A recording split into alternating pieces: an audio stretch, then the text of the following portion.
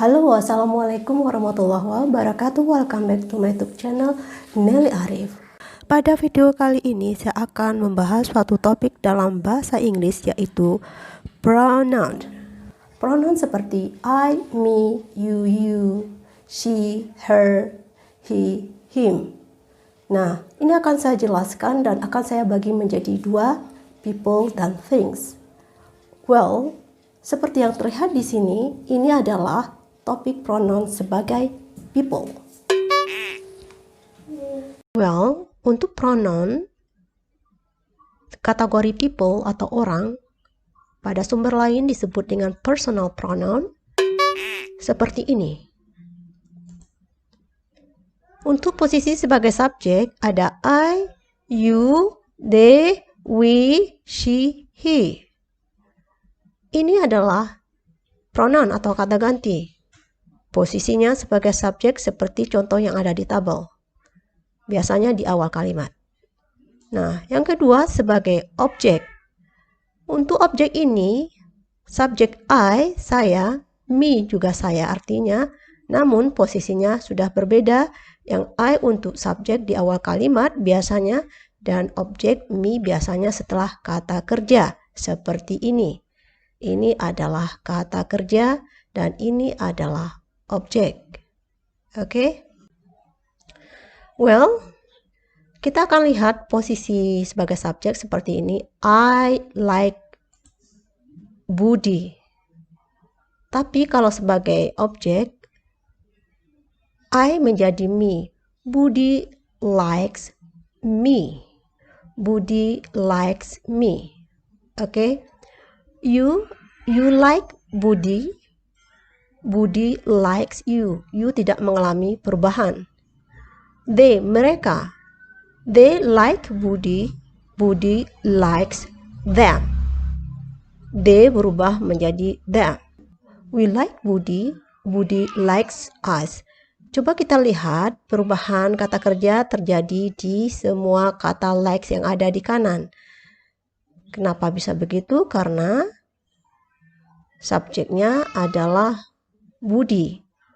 Budi dianggap tunggal. Untuk tunggal, kata kerjanya ditambah S atau ES. Seperti yang ada di sini, she likes Budi. She adalah orang yang dianggap tunggal, orang ketiga tunggal, maka ada kata kerja akan ditambah S. Seperti itu ya. Jadi intinya adalah subjek itu ada kata tersendiri. Dalam bahasa Inggris, objek ada kata tersendiri. Walaupun maknanya sama, namun akan berbeda dalam penulisan. Oke, next. Tambahan lagi, use me, him, her, etc. Object after prepositions. Kita akan menggunakan juga kata ganti seperti me, him, yang tadi sudah disampaikan, yang kategori objek setelah kata depan atau preposisi. Seperti apa itu preposisi? For, to, at, with, dan sebagainya. Contoh adalah, this letter isn't for you, it's for me. Coba kita lihat di sini, yang dihitamkan for you. For itu adalah kata depan, maka setelah itu ada kata ganti orang, maka harus dalam bentuk objek ya. Kebetulan you ini objek dengan subjeknya sama. Tapi untuk me, kata ganti dari I, maka setelah kata depan tidak kita pakai I lagi, tapi me. Not is for I, but it's for me. Next, where is Tom? I want to talk to him. To him. Him sebagai objek after prepositions. Di sini istilahnya seperti itu. Next, who is that woman? Why are you looking at her? Her ini adalah kata ganti dari subjek she. Ya, she. Setelah at atau preposisi, maka she ini berubah menjadi her. Oke. Siapakah wanita itu? Mengapa kamu menatapnya? Ya, nya adalah kata ganti dari wanita atau she. Oke. Yang ini adalah pronoun sebagai things. Subjek seperti it. It itu adalah sesuatu. Kemudian bisa juga they. Jadi they ini bisa menggantikan orang, bisa menggantikan sesuatu. Mereka. Kita lihat penjelasannya. Objek it. Nanti they jadi them. Sama seperti yang di kategori people di atas tadi. Contoh. I want that book. Please give it to me. That book, kalau diganti menjadi it. Kemudian, I want those books. Please give them to me. Those books diganti menjadi them. Kenapa them? Karena bukunya lebih dari satu. Banyak. She never drinks milk. She doesn't like it. It ini menggantikan milk. I never go to parties. I don't like them.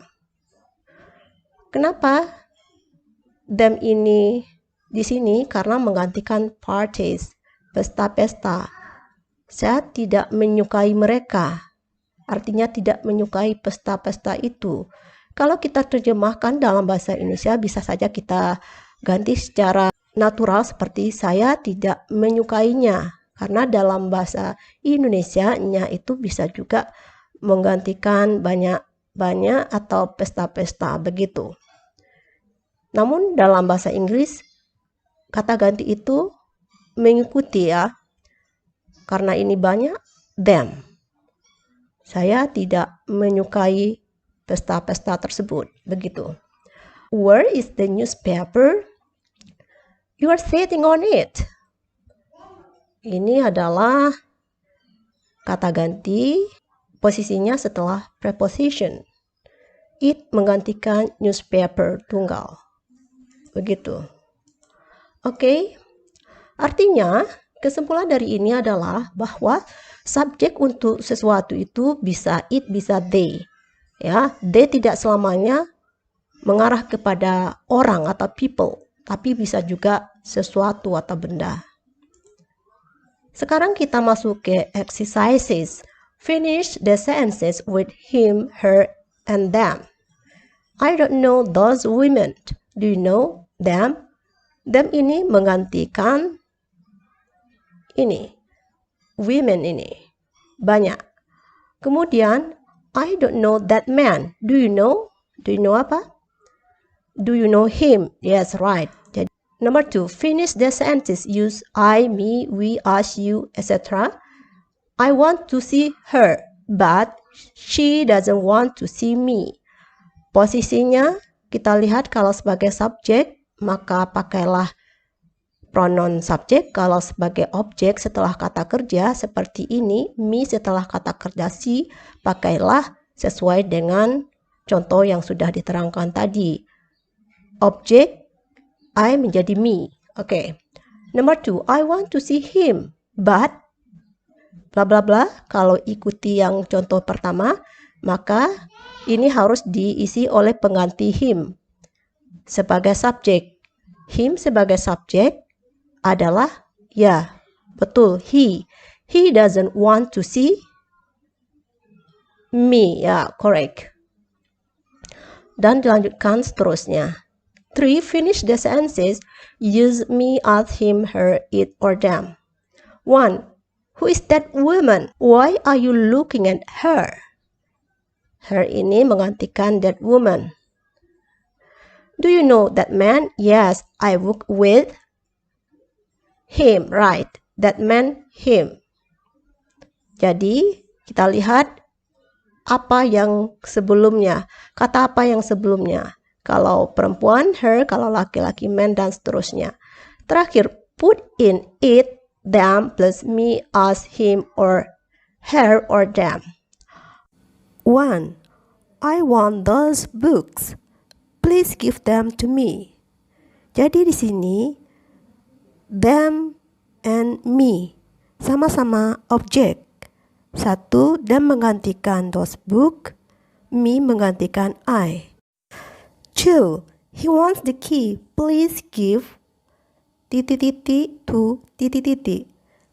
Ya, give diikuti oleh it karena menggantikan key. Dan setelah to digantikan oleh him, merupakan pronoun objek dari subjek he. So, kalimat kedua menjadi he wants the key, please give it to him. Oke, demikian informasi yang bisa saya sharekan pada video kali ini. I hope you can understand what I say. See you, bye-bye. Wassalamualaikum warahmatullahi wabarakatuh. Bye-bye.